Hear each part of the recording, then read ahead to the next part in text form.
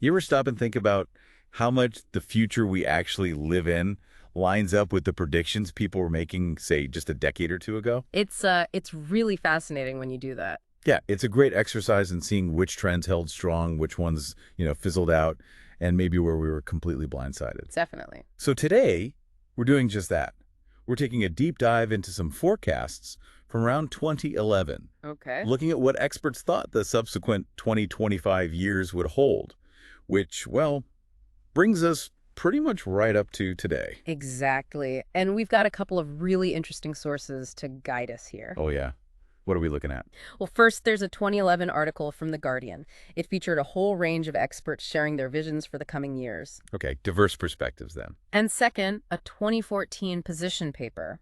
This one's from the ESG Center for Global Economy and Geopolitics, titled The World in 2030. Right, so slightly different timing and maybe a more focused institutional view. That's right. So we've got these multiple perspectives trying to make sense of what was back then the near future. And our mission here is to really dig beneath the surface of these predictions, not just to tick boxes, yep, that happened, or nope, didn't see that coming. Right. It's more about the why. Exactly. We want to understand the underlying assumptions, the forces they identified, and maybe find those aha moments that can still inform how we think about the world today. Sounds like a plan. Where should we start? Okay, let's get started with something pretty foundational: the shifts in global power and the economy. Okay. Well, what's really striking as you look back is how much attention was paid to this idea of a changing global order. Right. Back in 2011, there was this palpable sense that the period of clear American leadership, Pax Americana, was facing real challenges. Kind of like how British dominance, Pax Britannica, waned back in the early 20th century. Precisely that comparison was made. The rise of economic power, particularly in East Asia, was seen as a major catalyst for this shift. And that parallel, the decline of British influence, it's quite insightful, isn't it? It is. The prediction suggested that as American power potentially softened, other nations might feel, well, emboldened to take more risks. Like Germany's actions became less constrained as Britain's grip loosened. Exactly. They even pointed to Russia's 2009 actions in Georgia Ah, as yeah. an example of something that might have been less likely in a more assertive U.S.-dominated world, say, back in 1999. That's a concrete example. So looking back now, what does that tell us about how we understand the dynamics of international relations? Well, that's a great question. It really highlights the inherent uncertainty in forecasting these big geopolitical shifts. Here? Because while the rise of East Asian powers has certainly been significant, the way that's translated into direct challenges to U.S. influence, well, it's been more nuanced, maybe more complex than perhaps envisioned. And the ESG Geo paper, looking a few years later, it also anticipated a move towards a more multi-layered global order. Yes, with various centers of influence, rather than a simple replacement of one dominant power by another. More complex. But the narrative wasn't one of just complete U.S. decline, was it? No, not entirely. The Guardian piece also reminded us of America's track record of weathering storms. The Great Depression, the stagflation of the 70s. Right, suggesting a certain inherent resilience. Exactly. That might allow it to remain a key global player. What were some of the underlying factors they thought might contribute to that resilience? Well, those historical examples pointed to the U.S.'s adaptability, its innovative capacity, and the strength of its institutions, even when they're under pressure. Okay. And the ESG paper echoed this in part. It suggested that while the influence of traditional Western institutions might recede somewhat, and we'd likely see more diverse perspectives on the international stage, it wasn't a foregone conclusion that new powers would simply step into every single role previously occupied by the U.S. So there's a difference between economic might and actually wanting or being able to project global leadership across everything. Exactly. That's a key distinction. Right. Now, here's where it gets really interesting when we look at the economic side. Okay. Both sources highlighted the increasing importance of what were then termed emerging economies. Yes, that was a huge theme. The ESG paper specifically projected that by 2030, a significant chunk of the world's largest economies, what was it, 5 out of the top 10? 5 out of 10, yes, Yeah. would come from this group, often with a significant role for state-owned enterprises. So looking back, how accurate has that shift been, and what have been some of the maybe surprises along the way? Well, the general trend of economic growth in many of those emerging economies has certainly been significant. That aligns with the predictions. Okay. However, the specific composition of that top 10, well, that might have seen some variations due to unforeseen events, different growth Sure, trajectories. things happen. What's also notable is how this economic rise was expected to translate into political influence. Right, more clout on the world stage. Exactly. With these nations becoming more assertive, both through their economic weight and as significant creditors, the anticipated outcome was, well, a less Western-centric international system. So it paints this picture of a world becoming more interconnected economically, but perhaps more fragmented politically.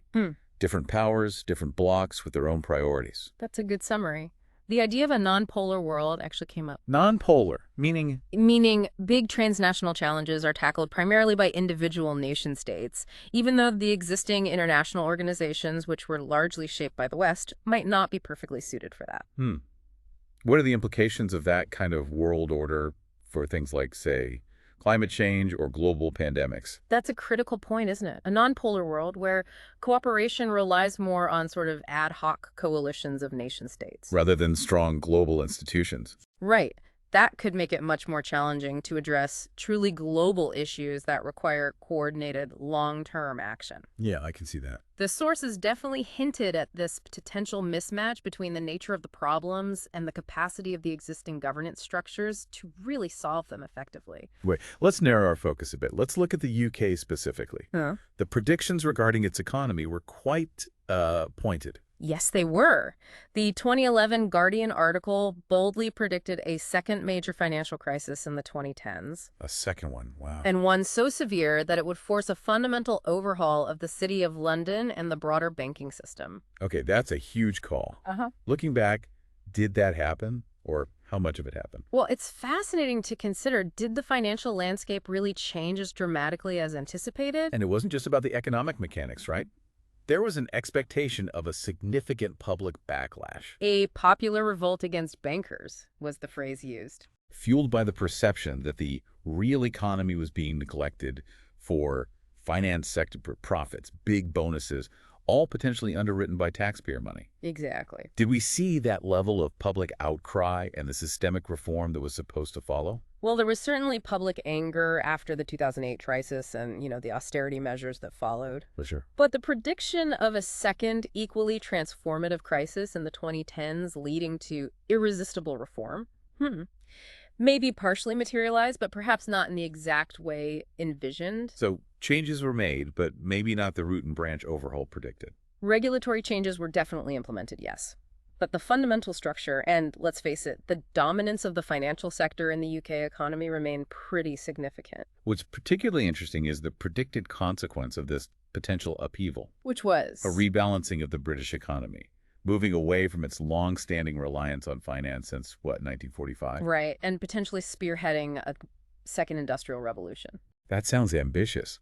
They compared it to the period between 1931 and 1950 with a more active role for the state in supporting innovation and investment. A striking comparison. Did we actually see that kind of state-led reindustrialization take hold? Well, there have certainly been government initiatives aimed at supporting innovation, diversifying the UK economy. Okay. But whether this really constitutes a full-blown second industrial revolution on the scale perhaps imagined in 2011, that's debatable. So the City of London remains a powerful force. Its enduring strength, while contributing to the economy in many ways, definitely continues to shape the overall economic landscape.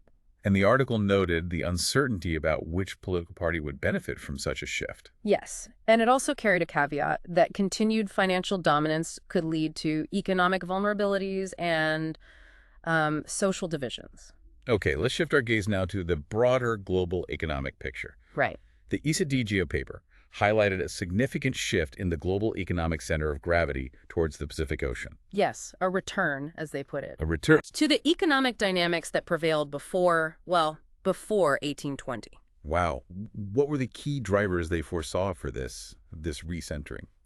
Primarily, this prediction was anchored on the anticipated rise of China as a leading economic power by 2030, which has largely happened. And India's growth, too. Yes, alongside India's projected growth to become the world's most populous nation. This demographic and economic weight in the Asia-Pacific region was seen as fundamentally reshaping global trade, investment flows, and overall economic influence. And this economic ascendance wasn't just seen in terms of sheer size, Right. but also political influence. Correct. The expectation was that these emerging economies would leverage their growth and their increasing role as global lenders. To gain greater say on the world stage. Precisely, potentially leading to a less Western-dominated international order. How have we seen that political influence actually manifest itself over the past decade or so? Well, we've certainly seen emerging economies playing a more prominent role in international forums, increasingly advocating for their own interests. Like the BRICS nations. Exactly.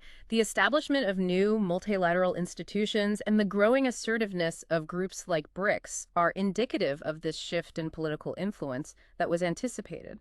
Although it's important to remember, didn't the ESG paper project a more moderate pace of growth for these economies compared to the crazy rapid expansion they'd seen just before? Precisely. So still significant growth, but perhaps a more measured ascent than in the decade before 2014. Okay. And this anticipated moderation, combined with rising labor costs in, say, eastern China, was expected to potentially drive manufacturing towards central China or even other nations like India. Right, the search for lower costs continues. But the paper stressed that for India to truly capitalize on this opportunity, significant improvements in its business environment and infrastructure would be absolutely crucial. And looking back, how successful has India been in addressing those particular challenges? Well, that remains an ongoing process, doesn't it? With both successes and, frankly, persistent hurdles. Sure. The point about China having more internet users than several major Western countries combined, that really underscores the Pacific's growing economic significance, especially in the digital realm. Absolutely. It's not just about traditional manufacturing anymore. It's about the future of the digital economy being heavily centered there as well. And this digital dominance, it ties into another important prediction, doesn't it? The winner takes it all dynamic. Yes, fueled by technology and globalization. The sources suggested that the largest, most technologically advanced companies would just keep accruing significant value. Because of network effects and their ability to reach huge global markets. Exactly. Have we seen that trend play out as expected? I think it's safe to say absolutely. The concentration of market power in a few dominant tech companies is, well, a defining feature of the current economic landscape. For sure. But the prediction also raised concerns for countries with mainly smaller, less technologically sophisticated firms. Right. The worry was they'd get left behind. The idea was that governments might increasingly focus on supporting the growth of larger enterprises to remain competitive globally, potentially leaving smaller players at a disadvantage. Although they did see opportunities for niche, highly specialized tech companies. Yes, those were still seen as having potential, And the rapid pace of technological development itself was highlighted as a key factor. making it harder for companies to stay on top for long. Right. The rate of disruption was expected to accelerate, leading to a more fluid, more competitive global marketplace. The data they presented on the shift in real incomes between, 1988 and 2008, that really illustrates some of the underlying economic forces. Yeah, significant gains for China's middle class and the very wealthiest globally. But slower income growth for the lower middle class in developed nations like the U.S. And those diverging trends in real per capita income between the U.S. and urban China visually underscore this whole global economic rebalancing. They really do. What were some of the social and political consequences anticipated from these income shifts? Well, the potential for increased social unrest, political polarization in countries where the middle class felt left behind that was a significant concern. Understandably. The ESG paper even suggested a possible increase in state intervention in economies globally, perhaps following the Beijing Consensus. Which emphasizes state-led development, a more authoritarian approach to capitalism. As an alternative to purely free market principles, yeah. It raises a big question about the future trajectory of economic governance around the world. It certainly does. Okay, let's maybe move to a more hopeful area. Global health and development. The predictions here seemed quite, well, Optimistic. They were indeed. The 2011 Guardian article painted a very positive picture for tackling diseases that disproportionately affect the world's poorest populations within the subsequent 25 years. Right, like the expectation of a world free from polio, Mm, potentially for over a decade by 2035. that was a major point of optimism. It really highlights the potential impact of sustained, coordinated global health initiatives. So, to what extent has that prediction held true? What lessons can we learn from the successes, but also the ongoing challenges in polio eradication? Well, significant progress has absolutely been made. We are very, very close to achieving global polio eradication. But not quite there. Not quite. The final stages have proven incredibly challenging. Factors like conflict, logistical difficulties in reaching remote populations. It's tough. So even with effective vaccines, it takes more than just the science. It underscores that successful eradication requires sustained political will and, frankly, significant resources. What about other diseases? Well, the prediction regarding the widespread availability of affordable vaccines for diseases like measles and rotavirus in developing countries, that's seen considerable success. Thanks to organizations like the Gavi Alliance. Largely, yes. And it's led to significant reductions in child mortality, which is fantastic. They also anticipated major advancements against tuberculosis, right? Faster diagnostics, better treatments. Yes, potentially paving the way for an elimination campaign. That was a bold ambition. And what's the current status there compared to those predictions? Well, there have been advancements in TB diagnostics and treatment regimens, definitely, but achieving full elimination by 2035, that remains a very ambitious goal. Why is that? Drug-resistant strains of TB continue to pose a significant challenge. It highlights the ongoing need for serious research and development. And malaria. Wasn't there a prediction about eradication there too? That was perhaps the most ambitious of all. Malaria eradication by 2035 with the hope of 0 reported human cases globally. Wow, 0 cases. Alongside the development of effective AIDS prevention, potentially including a vaccine, building on some early promising trial results from Thailand. Those were certainly very hopeful projections for some huge global health challenges. Extremely hopeful. And while progress has definitely been made, achieving complete eradication for malaria or a widely available AIDS vaccine by 2035, it seems like a more complex undertaking than perhaps envisioned back in 2011. It really underscores the persistent challenges in biomedical research and also in global health implementation, getting the solutions to the people who need them. Okay, let's shift to something that underpins so much of our lives, energy and resources. Right. The 2011 article framed the energy challenge as, well, immense. Needing to provide sufficient food, water, and crucially energy for a growing global population. Exactly. Energy was rightly identified as a fundamental enabler of development, better living standards. And the idea of just going back to, muscle power was deemed totally unrealistic given population growth and increasing urbanization. Not an option. So the core question was how to transition away from this heavy dependence on fossil fuels, which at the time was what, 80% of our global energy supply? A huge proportion. What were the key drivers for needing this urgent shift? Well, the primary drivers were the growing concerns about climate change, obviously, and also the eventual depletion of finite fossil fuel reserves. But the article also highlighted the sheer scale of the challenge, didn't it? It did, referencing projections from the International Energy Agency that even with existing policies back then, global energy consumption and the use of fossil fuels were still expected to rise significantly over the next 25 years. Largely driven by the energy needs of developing countries. That was the main driver, yes. It's a sobering thought that even with increased investment in cleaner energy sources, nuclear, hydro, wind, the projected trajectory wasn't sufficient. Not enough to meet the growing demand and significantly reduce our reliance on fossil fuels, especially if oil production peaked sooner than anticipated. So the need for reducing energy demand through efficiency, lifestyle changes, better design was strongly emphasized. Absolutely critical. And the future potential of various alternative energy sources was considered. Solar. Solar was seen as holding immense promise, but requiring breakthroughs in cost reduction and improvements in energy storage and transmission. And nuclear. Nuclear fission, particularly advanced reactor designs like fast breeders or thorium reactors, and fusion power were viewed as longer-term possibilities. But the overall outlook was a bit pessimistic. The somewhat disappointing outlook was that at the investment levels prevalent in 2011, the world would likely still be predominantly powered by fossil fuels in 25 years. And ill-prepared for a future without them. That was the concern. The ESG paper echoed these concerns about increasing pressure on resources. Due to population growth, rising consumption from a new global middle class, rapid urbanization. All contributing.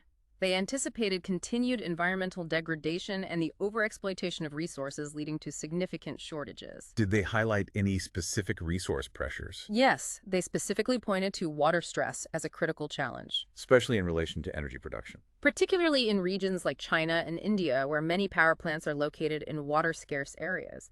It highlighted this interconnectedness of energy and water resources. Requiring investments in efficiency, water reuse, better distribution systems. Exactly.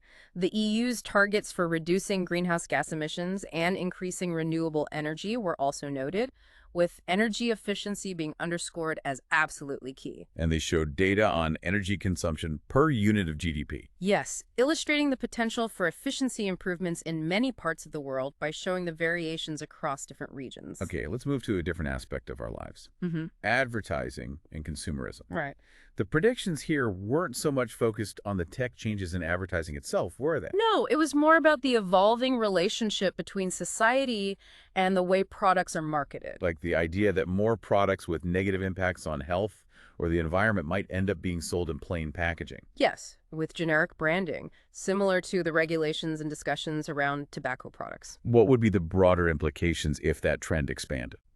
Well, it could certainly impact brand recognition, marketing strategies significantly, Mm-hmm. potentially shifting the focus more towards just price and function. There was also a prediction about increasingly intrusive advertising, wasn't there? Through ubiquitous digital screens, capable of personalized messaging using facial recognition and our online data. That paints a picture of a very data-driven, maybe potentially invasive advertising landscape. How has that prediction played out? Well, we certainly see highly targeted online advertising based on our digital footprints, don't we? Absolutely. However, the widespread use of facial recognition for real-time personalized ads in public spaces maybe hasn't become quite as prevalent as some might have envisioned in 2011, perhaps due to privacy concerns, technological limitations. And the fundamental question raised was whether society would keep accepting advertising if its traditional role in supporting journalism and entertainment diminished. Right. That comparison to a Blade Runner world brought to us by Sillet Bang, it really captures the potential for an overbearing, perhaps unwelcome level of advertising saturation. It really makes you think about that societal bargain we strike, doesn't it, between free content and the constant presence of ads. It does. Now let's delve into the fascinating, rapidly evolving fields of neuroscience and technology, Okay. The 2011 article offered some intriguing predictions here. like practical brain-machine interfaces. No frills, brain-machine interfaces, expected by 2030, potentially enabling paralyzed individuals to control exoskeletons with their thoughts. And moving beyond keyboards. That aspiration was highlighted too. Getting away from keyboards as our primary way of interacting with computers. Have we seen much progress there? We've definitely seen exciting advancements in brain-computer interfaces, yes. Some individuals regaining mobility through thought-controlled devices. But widespread, user-friendly exoskeletons controlled directly by thought. Still largely research and development. Seems that way. The prediction also included a note of caution about overestimating the pace of robotics.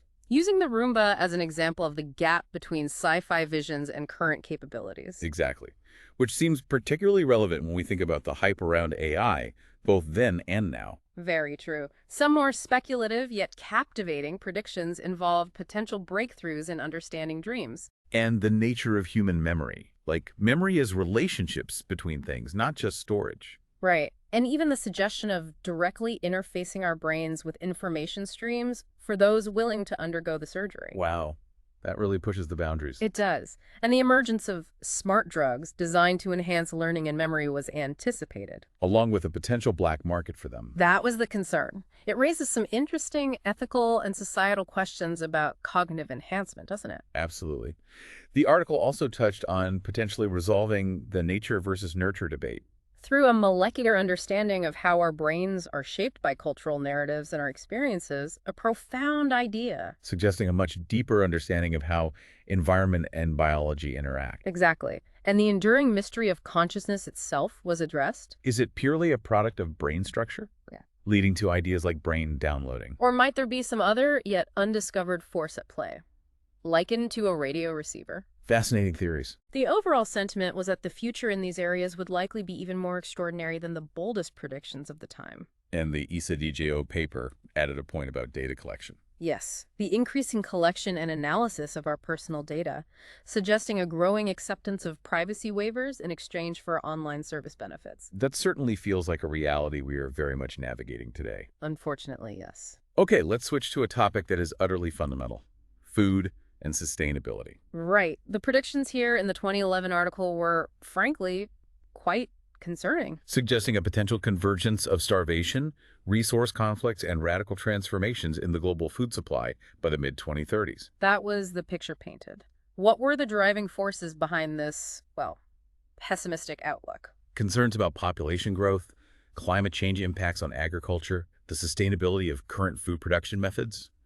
Those were likely key factors. And the likelihood of developed nations like the UK trying to boost their own food production, reduce reliance on imports. That was mentioned.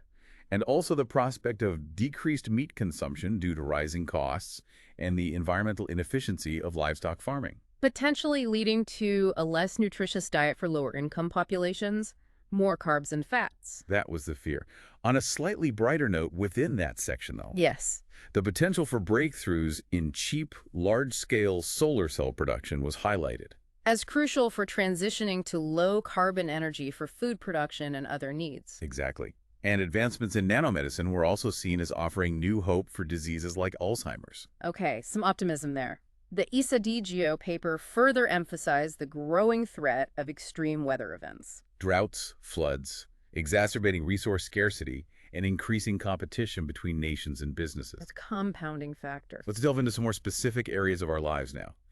Gaming was predicted to undergo an interesting evolution. Yes, the expectation was a shift away from that intense focus on purely virtual worlds that had characterized the previous decade. Not less gaming, though. No, the prediction wasn't for less gaming, but for a closer integration of games with real-world activities and problem-solving. Like the rise of serious games, where players contribute to real science, like protein folding. That was highlighted, and surprisingly, a noted trend towards gamers preferring cooperative rather than competitive gameplay. Interesting.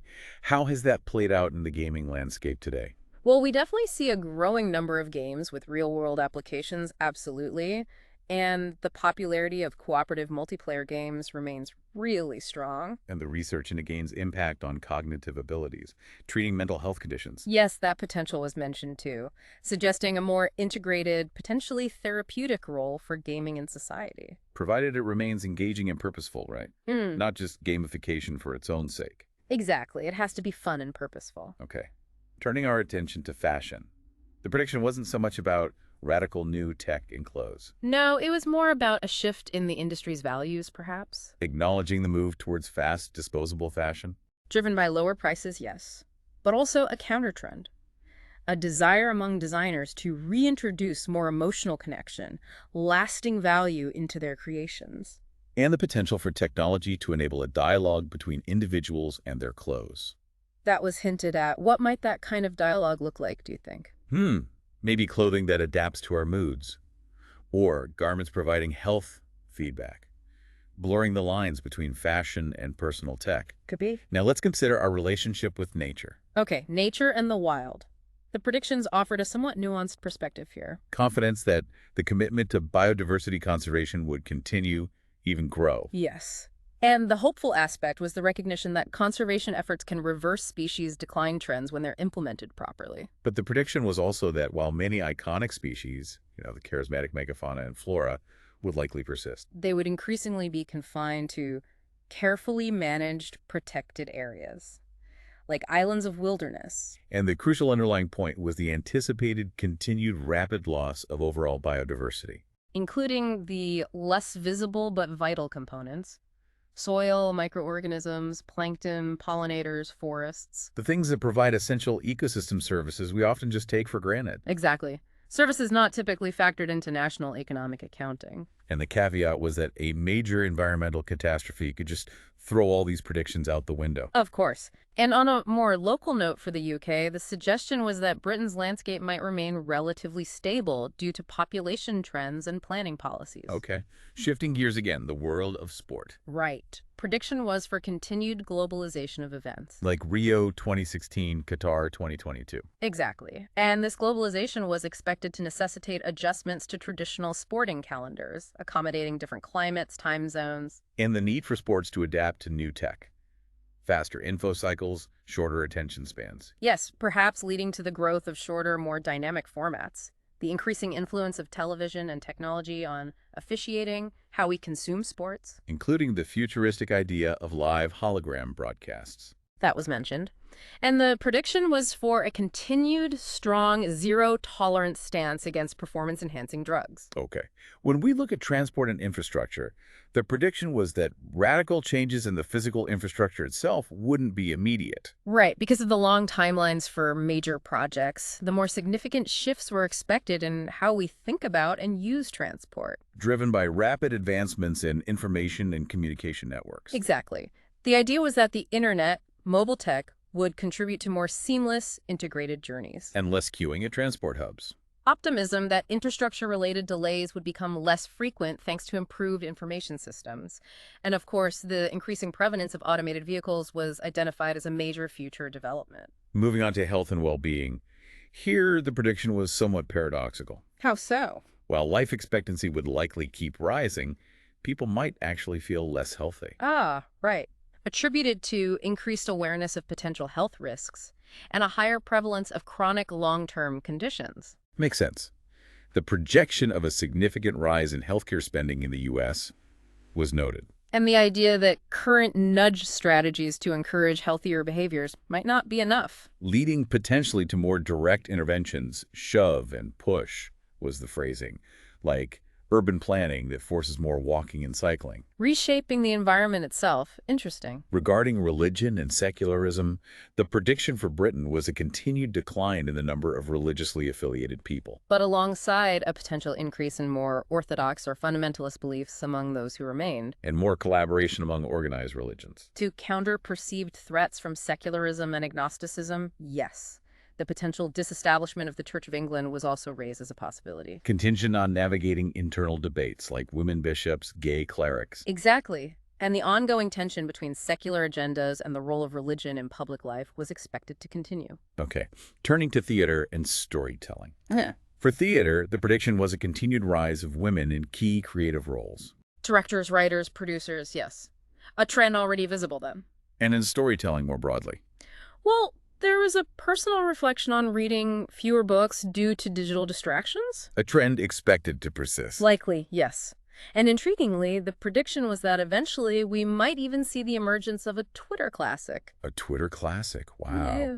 Suggesting narratives adapting to much shorter digital formats. Quite a thought. Finally, the ESG paper outlined some potential black swan events. Right, those low probability, high impact occurrences that could just dramatically alter any of these projected trends. What were some examples? Things like a significant withdrawal of the U.S. from the international arena, the collapse of China, the disintegration of the Eurozone. Okay, huge geopolitical shifts. Also, a major technological failure, or the Middle East and North Africa becoming a largely ungovernable, failed region. Any of those would have profound, unpredictable consequences. Absolutely.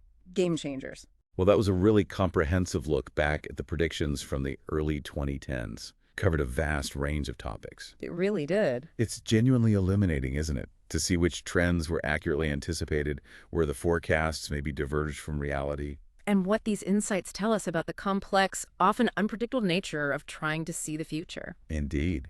And it leaves you, our listener, with a final thought to ponder. Which is?